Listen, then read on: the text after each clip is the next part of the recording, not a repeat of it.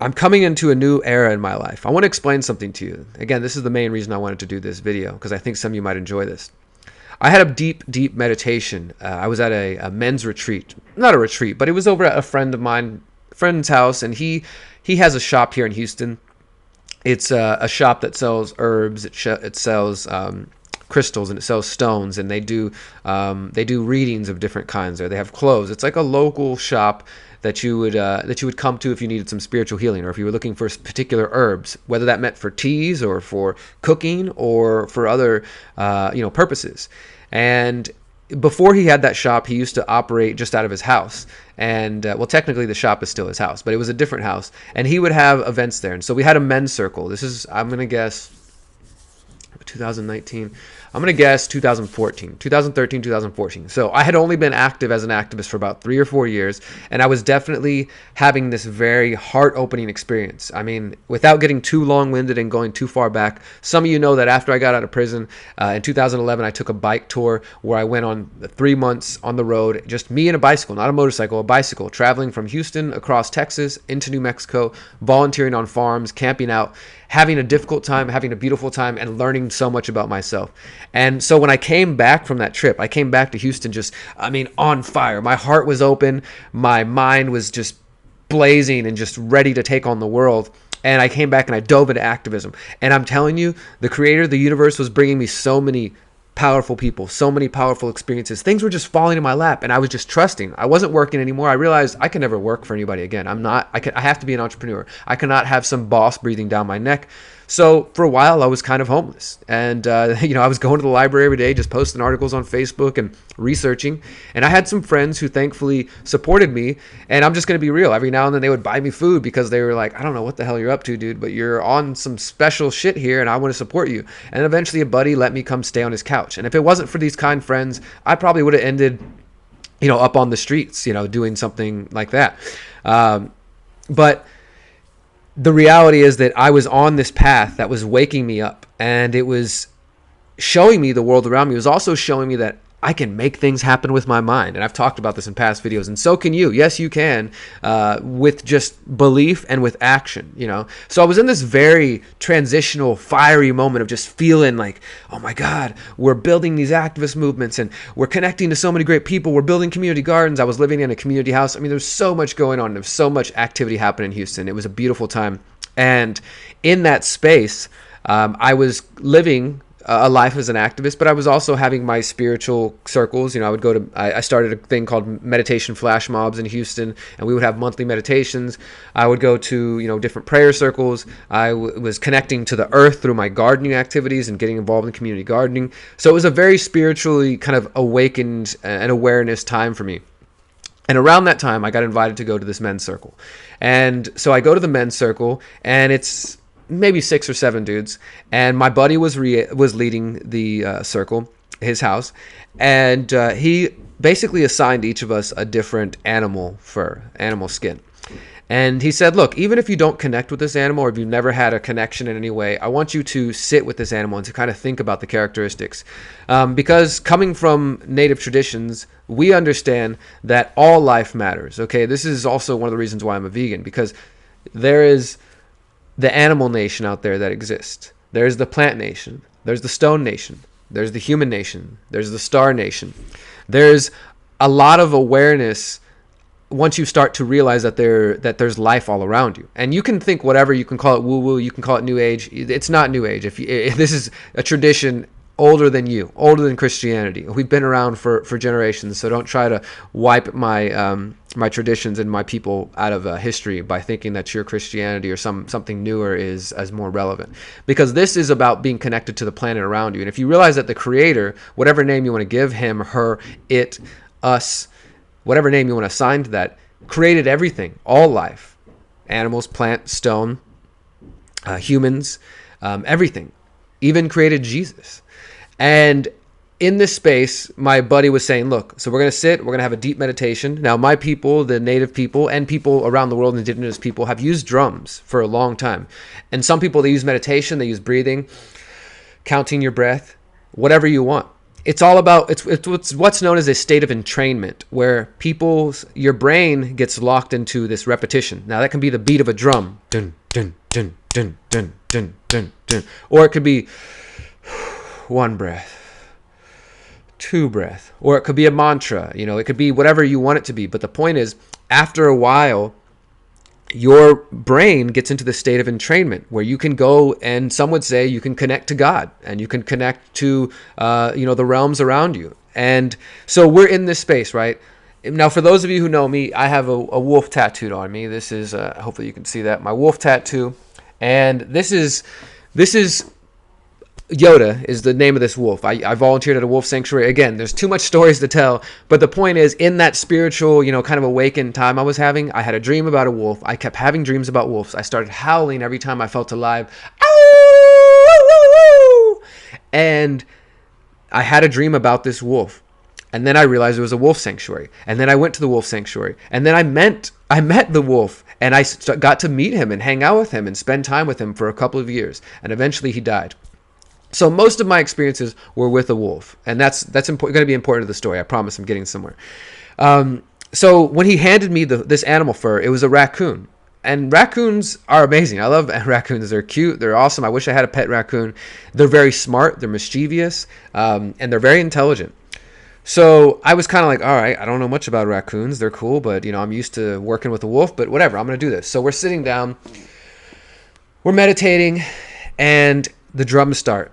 And my friend is just leading the drumming, dum, dum, dum, dum, dum, dum, dum, dum, dum. I wish I had my drum. I'd drum for you guys.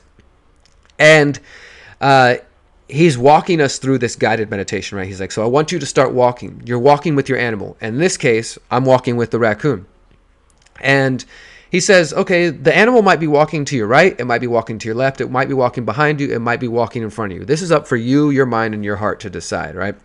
So I'm walking with the raccoon, and we're just walking down the path. Of course, we're all sitting in the room. We're meditating. We're listening to his drumming, and he's narrating. He's kind of guiding us. He's saying, so you're walking. You're going to keep walking. Look at your animal. See what it's doing. Talk to it if you can. And then you're going to come upon a fire. And then I want you to sit down at this fire. And so we sat down at the fire. Now, this is all in our minds, of course. We sit down around the fire with our animal. And from this point, he said, okay, guys, after this, it's just going to be drumming. I'm going to let you go, and I'm not going to speak anymore until in a little while, I'm going to bring you back, and we're going to return to this fire. But after this, once my voice ceases and the drumming starts, I want you to go on a journey with this animal and to get whatever you need to, right? So I'm sitting there at this fire with this raccoon, and then the drums begin. Dum, dum, dum, dum, dum, dum, dum. Dum dum dum dum dum dum dum dum dum dum dum dum dum dum, over and over and over and over. And the way I see it, guys, I know some people are like, oh, this is new age bullshit, this is woo woo. Trust me, the only thing that's woo woo is your mind having that blockage that keeps you from letting go, because you're afraid, oh, this devil's gonna get inside my mind if I open it up, if I let something else in there. The thing about it, and this is a whole nother video, but Jesus Christ and a lot of the teachers, they weren't calling for world religions. They weren't calling for popes. They weren't calling for priests or pastors or churches. They were calling for you to find a connection to the divine, and that divine can be found in many ways. So open your minds. And when I go into these situations, I always tell myself, look, I'm just going to, even if I feel silly, even if I look stupid, whatever, I'm here for my own healing, okay? I'm not here for you. I'm here for my own healing. So if I'm going to do this, I'm going to give it everything I got. So that's what I did. I went deep into meditation. I'm sitting around the fire, and the raccoon's with me. And over to my left, I saw this path. And it was it was dark. It was dark and scary path. Deep, dark, scary path over there, right? And I'm looking around. I'm like, oh, God, are we going to do this? Am I going to start walking with this raccoon into this dark, scary path? And then out of nowhere, Yoda appeared. Yoda, the wolf that I have tattooed on me, Yoda appeared in the distance. And he didn't, it's not like I talked to this animal, but communication happens. And he basically said, or what I felt, what I received from him was, it's okay. Go with the raccoon. Go get what you want. I'm okay. Go with it. And then after that point, I just started running my ass off. I ran through this dark path with this raccoon.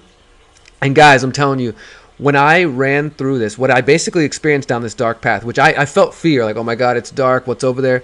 And essentially imagine like you see like a cloud, but this cloud is in front of you, right? And this cloud has a memory. And so when I would run through these clouds, it was like I would relive one of my memories. And so the first memory I had was when I was 7 years old. And as I've told you guys, I mean, I started visiting my father in prison for his drug addiction when I was 5 years old. And I was very much already in depression and, thinking like, man, maybe my dad hates me. Maybe I'm a horrible kid. Maybe that's why he's not home. And so by 7 years old, I was already very depressed. I'd already had my dad write letters saying, hey, I'm coming home for Christmas. I'm coming home for birthday, and then not show up, and then go see him. And daddy, please, come home. And then, he lies again, or he was battling his own demons. So by 7, I was already in a very dark place. And I ran through this cloud, this memory, and I relived this memory, guys. And I went to this place where I saw myself. I'm in my family's old house. I'm in the garage, and the garage door is open, and I'm looking out into the driveway, right? And I'm 7 years old, I'm just little Derrick, and I'm in a baseball uniform. I got my little baseball hat and my baseball suit on, and my mom keeps walking in and out of the garage saying, Derrick, we got to go soon, And I'm just looking at her like, just 5 more minutes, and I'm just sitting there, and adult Derrick in the meditation was watching this, like, from behind the scenes, and I basically was able to relive this memory. I didn't even know this memory existed in me, guys. This is the thing. When you open your heart and your mind, don't be afraid of the devil. Be willing to see what's inside of you, to heal that trauma. Because if I hadn't been willing to do this, this memory likely would have been suppressed inside of my heart and mind for who knows how long. It's not like I thought about this and I remembered it. I experienced it through this meditation, and I'm like, holy crap. This is something I must have forgotten about. This is me being 7 years old and being very sad and angry because my father wasn't there, because he didn't show up for a baseball game. He didn't show up for another event that he told me he was going to be there for. And it was crazy.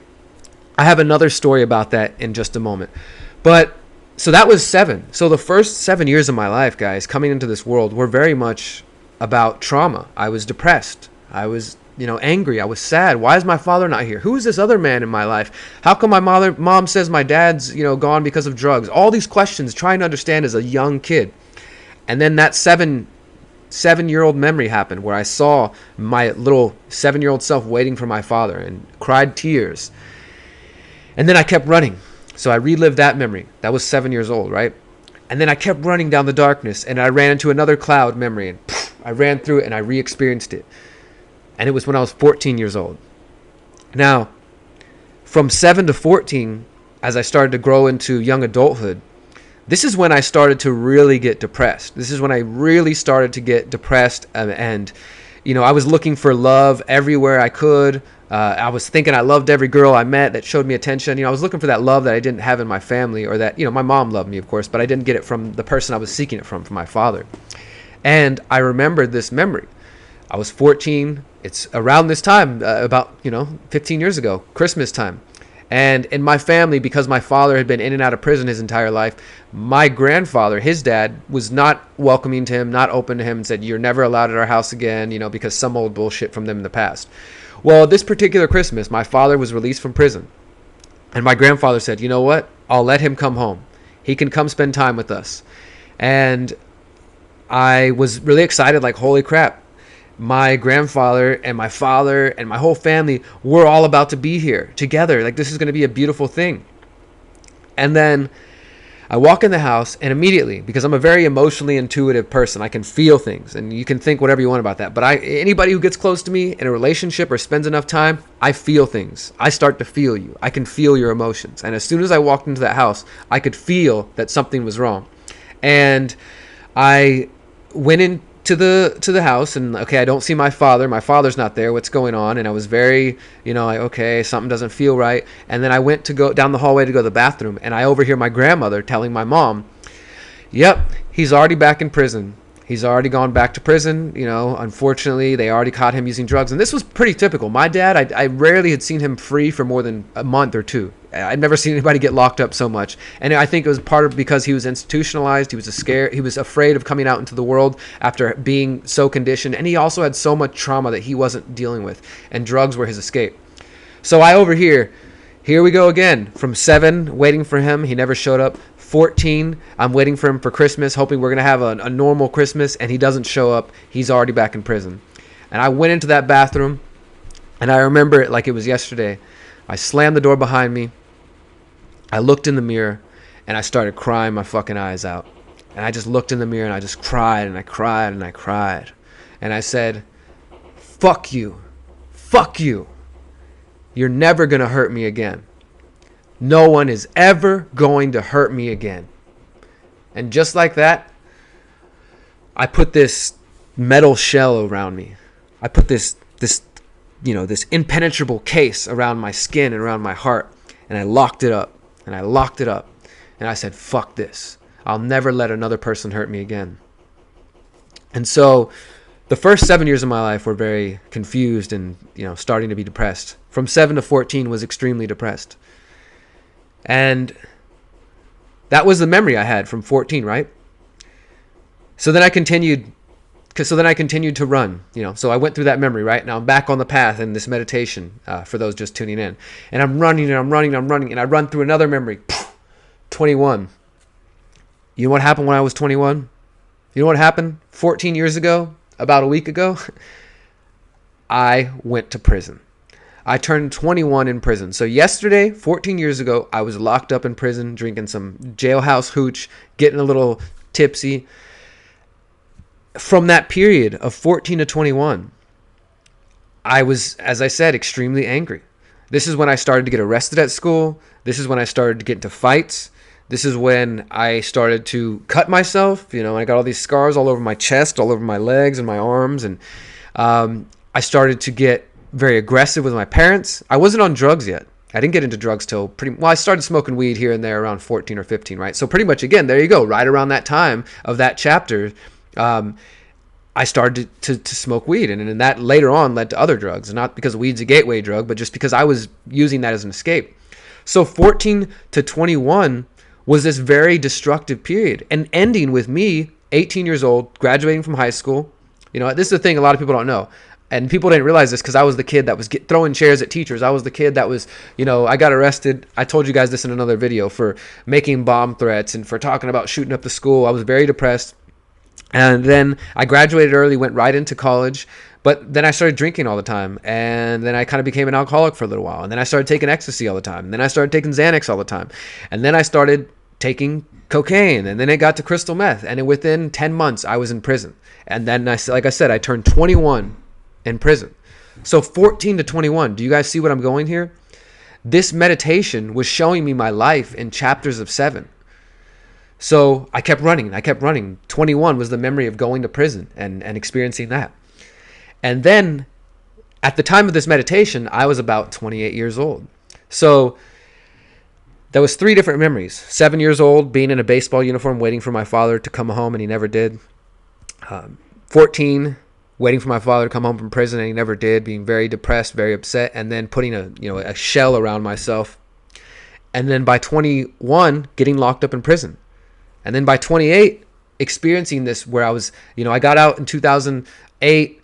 I started really just opening my heart. So that chapter, though, from 21 to 28 was a very healing chapter. It started off very rough with me in prison, but that's when I started to get into prayer. That's when I started to get into meditation. That's when I started to learn more about my native heritage and started to open myself up to the Creator and to realize that we have the ability to shape our reality and to shape our world. So as that meditation was wrapping up, so like I told you guys earlier, he's drumming, doom, doom, doom, doom. We're all on our own in our own headspace. And then he starts to call us back. He said, okay, my friends, I want you to start coming back to the fire and sit down at the fire. And I remember just in my mind coming back to the fire, and Yoda the wolf was waiting for me. And I literally just remember the last thing in the meditation was I fell asleep next to the fire with this wolf and with this raccoon. And the raccoon was a great teacher for me that day. So That was one deep meditation I had a few years back, and probably around the time I was 28. The reason I tell you guys this is because yesterday was my birthday, and now I turned 35. Think about that. 7, 14, 21, 28, and 35. This is a brand new chapter in my life.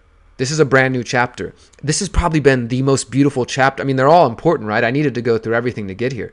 But from 29 to 34, 28 to 34, that period, that was everything that you guys have seen from me. Writing books, public speaking, making YouTube videos, confronting political figures, going to Standing Rock, going to Ferguson, reporting, journalism, writing essays, all of this stuff, guys, it happened in this chapter. I mean, it started in 2010, but the majority of it, the bulk of it, let me think about this. 2019 to 2013 to 2019 was basically this chapter. The first public speech I ever gave was at Anarchy in the NYC in 2013. And now I'm speaking in places, I mean, this coming year, I'm going to be speaking in Costa Rica again. I'm going to be speaking in Spain. My point here is that there has been such an immense growth that started in this period. And I don't know if this applies to all of you. All I know is that I have seen my life in chapters of 7, and that has been very relevant to me. Maybe we each have different chapters, in our lives, and you experience them differently. All I know is that as I'm turning 35, and it's really weird, I mean, people always think I'm still 25 or something. I know I look very young, and that's fine. I'm happy to look young. I want to look like I'm 40 when I'm 60. I don't pay too much attention to the number, though. But 35, I will say, wow. I feel like when you're 35, society says you're supposed to have 2 or 3 kids, a nice house, and one of those corporate executive jobs, and you got a 401k and you're retiring. And that's fine. I'm not hating on anybody who has that. But that's never been me. That's never been me, ever. Instead, I'm 35 years old, and I live in an RV, and I have a YouTube channel, and I've written some books, and I give talks, and I fucking love it. I mean, I am as free as I want to be. I wish I had more money to have some more security and to take care of the people I love and help out friends and family. But fuck, dude, I am able to just live how I want to.